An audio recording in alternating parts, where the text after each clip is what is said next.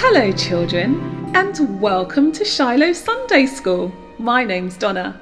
How have you all been? I've missed you all so very much, and I'm so happy to be reading with you again this week. So, shall I tell you a little bit about the story of this week? Today we're going to be reading about Gideon. Gideon is a man that was in the Bible that was described by God as a mighty man of valour. Do you know what valour means? Valour means brave or courage, especially going to do battle. So let's find out why Gideon was called a mighty man of valour by God. So, are you sitting comfortably? Are you ready to join me in this story of finding out about Gideon? Come along, let's have a read. God chooses Gideon. Once again, the people of Israel sinned against the Lord by worshipping the gods of the Canaanites. To punish the Israelites, God let the people of Midian rule over them and ruin their land.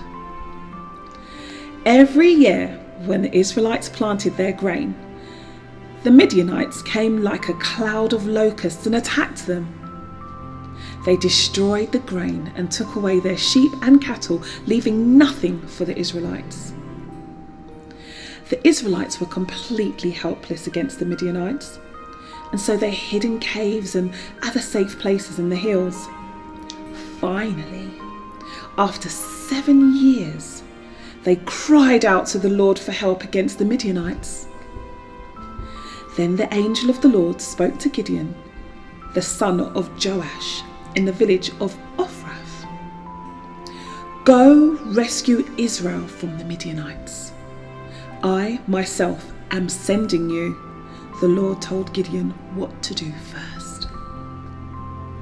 That night, for he was afraid of being seen, Gideon and his servants tore down his father's altar to the god Baal.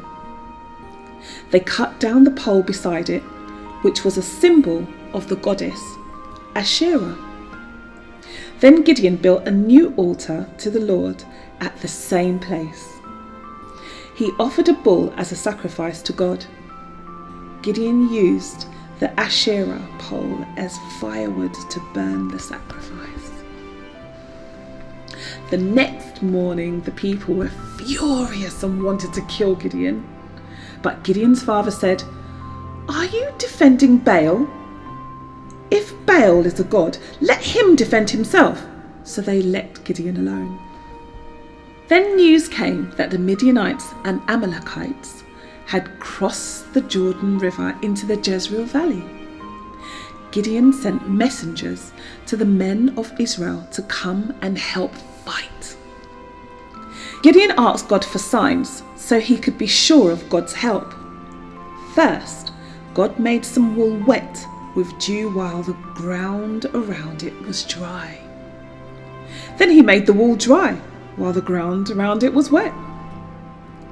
God said to Gideon, "You have so many men that you may think you have won this victory by yourselves. Send away anyone who is afraid." Gideon did so, but still 10,000 men remained. So God said, "Take the men to the stream and send home all who get down on their knees to drink." Then only 300 men were left.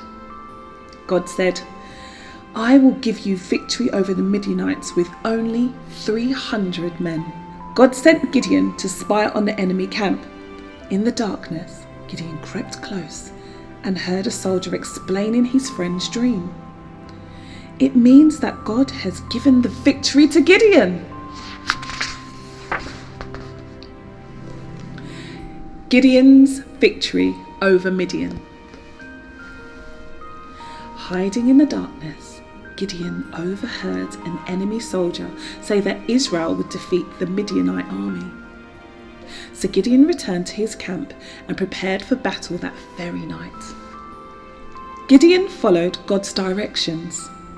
He divided his men into 3 groups of 100 men each. Then he gave each man a trumpet and a jar with a torch on it.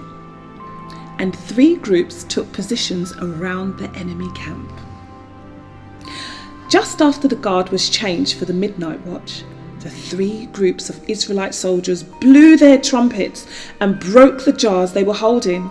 Their torches blazed in the night. With their torches in their left hand and the trumpets in their right, the Israelites shouted, "A sword of the Lord, and for Gideon!" The Midianites panicked. They attacked each other and ran away. Gideon immediately sent messengers throughout the hill country. They called out other Israelites to help chase and destroy the fleeing Midianites. His men were now tired and hungry from fighting. So Gideon asked the people of Succoth and Penuel for food. But they refused, fearing that the Midianites might win and punish them for helping Israel. Already 120,000 Midianites had been killed. Now, Gideon defeated the last 15,000 of the enemy in surprise attack in Karkor. The kings Zebah and Zalmunna were taken captive and later executed. Then Gideon returned to the towns that had refused to help him and the Israelites during the battle.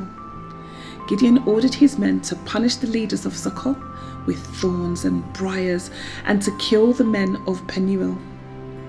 After this victory, the Israelites said to Gideon, "You have saved us from our enemies, the Midianites. You be our ruler, and your sons can rule after you." But Gideon refused, saying, "Only the Lord shall rule over you." But he did have a request. "Give me all the gold earrings you took from the Midianites." The people were glad to do so. Gideon took the gold and made an object, which he placed in his hometown, Ophrah. The Israelites sinned against God by worshipping this object, and it proved to be a real problem for Gideon and his family. After defeating the Midianites, Israel lived in peace for 40 years. But after Gideon died, the Israelites became unfaithful to the Lord who had saved them. They forgot the Lord and worshipped Baal again. Wow, what another amazing story. Can you see why Gideon was called by God a mighty man of valor? He defeated the Midianites. There was hundreds of thousands of them, but he defeated them with only 300 men. Wow, that had to have been God. But we're going to read on again next week and find out what's happening with Israel. Are you looking forward to it? I am too. So for now, I want you to all be good. And I look forward to reading with you again next week. Take care. Bye for now. Bye.